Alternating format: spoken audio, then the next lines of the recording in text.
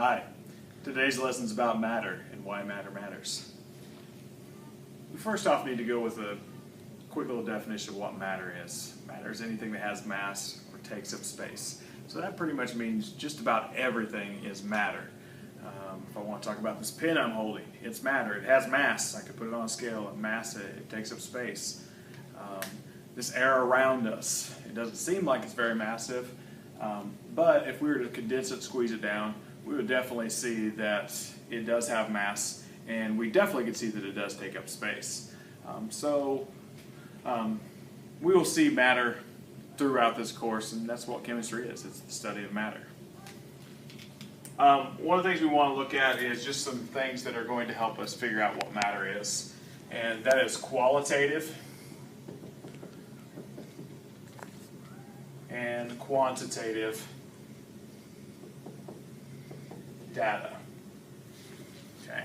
So when I'm looking at those things, they are different, even though they are very similar as far as what they look like. You know, hey, he's like, hey, I'm spelled with an L, and this one's spelled with an N. Very similar. L and the N are even close in the alphabet, but they are different. When I look at qualitative, I am looking at quality. Okay, so if you know what the quality is of something, you know how it is, what it looks like, its appearance, that's going to be a quality. Okay, quantitative, I want to think of quantity. How much? So when I'm doing a quantitative observation of what matter is, I'm counting, I'm figuring out how much of something I have. So if I want to mass something, that's quantitative. If I see something as a particular color, though, that's quality, what it appears like.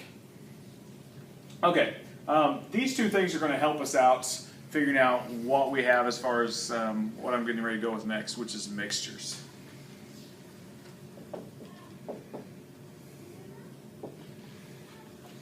We have two different types of mixtures. Mixtures are combinations of pure substances. I'm going to talk about what a pure substance is here in just a little bit. So I will get there with a pure substance and what it is. But a mixture, we have two different types. We have a heterogeneous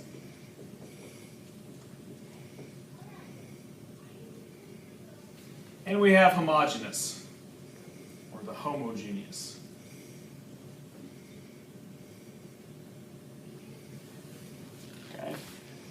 We look at our prefixes. We have hetero. Okay, hetero is going to mean different. It's different throughout. So if I have a mixture of heterogeneous things, these are things that I can look at and I can see the differences throughout. This would be like a hamburger, a salad. You know, they're made of different components, but I can still pick them out. Okay, homogeneous, it looks the same throughout. We have multiple homogeneous mixtures. When we get to solutions later on, we will talk about those homogeneous mixtures and how to separate them and why it's a little bit more difficult, because they are the same throughout. This would be like orange juice. Okay, that's a homogeneous mixture where it's the same throughout. Eventually it will settle out, but those are things that we'll look at later when we get to it. Just a sneak peek on where you're going to be at for your lab this week. We've got a mixture. Okay. This is a mixture of unknowns. And you're going to just use some qualities and quantities, those factors to separate them. Okay, as promised, we want to talk about a pure substance as well. Pure substances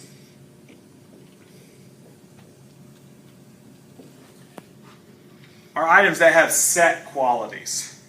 Okay, they're going to have the same boiling point. They're going to have the same melting point, the same freezing points. They're going to have the same densities. Pure substances, we're going to put them into two categories. It can either be an element. Now, we find the elements on the periodic table. So if I'm looking at the periodic table of elements, which I have above me here, you will notice there's just different letters all over it. Those all represent different elements. We will go over that when we get to the atom part of the the unit. We're not quite there yet. The other one is compounds. Compounds are two elements that are chemically joint. Okay, H2O, water. Okay, water is 2 parts of hydrogen and 1 part of oxygen. All we have there is they're fused, but we always know that water has the same properties. Okay, if I said, hey, what does water freeze at? You should be able to tell me that water is going to freeze at 0 degrees Celsius. As long as I'm at the same pressure and we're not dealing with that. If I have a constant pressure, that's what water is going to freeze at. But I can always know that that's where it's going to be at.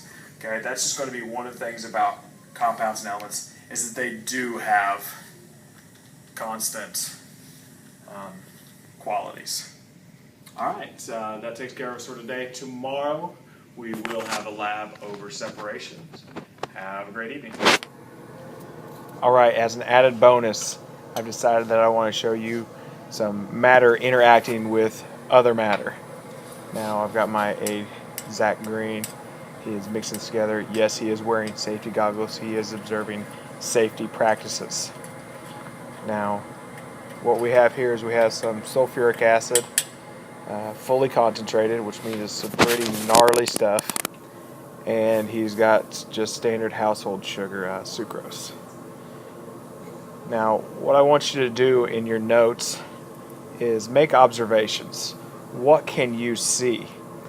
Now, these aren't the full observations that you would see in class, which we'll do that. But I want you to just make observations of what you just physically see in front of you right now and how it's interacting. This takes a little bit longer than I would have really liked it to, but it does take a long time for it to go. So take your notes. The first person from every class that comes in to see me, you will get to be my demonstration partner, so you can come up here and you can be the one that does this experiment. So if you watch this and you want to see what's going on, you want to be there firsthand to do this, just come up to me and say, Mr. Brewer, I want to be your demonstration partner, and it gets to be you.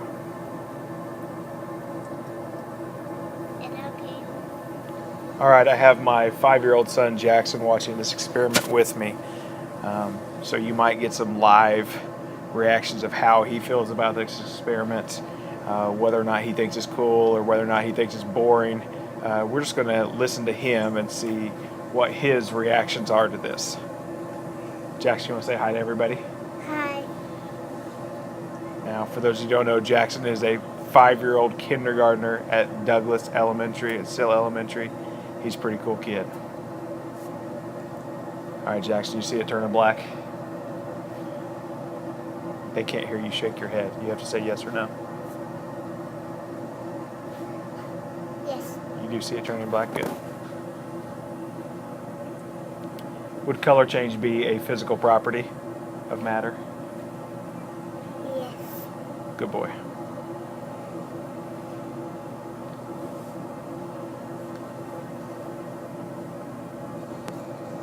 Do you see it start to grow? Yeah. Is it getting bigger? Is it starting to smoke? Mm-hmm. Watch now.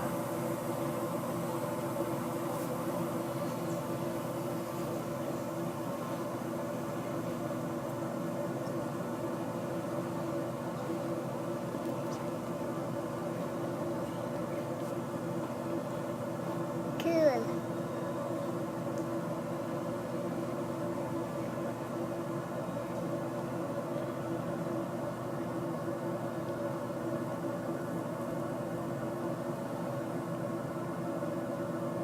All right, remember to write your observations down, see what's happening here, and we will see you tomorrow.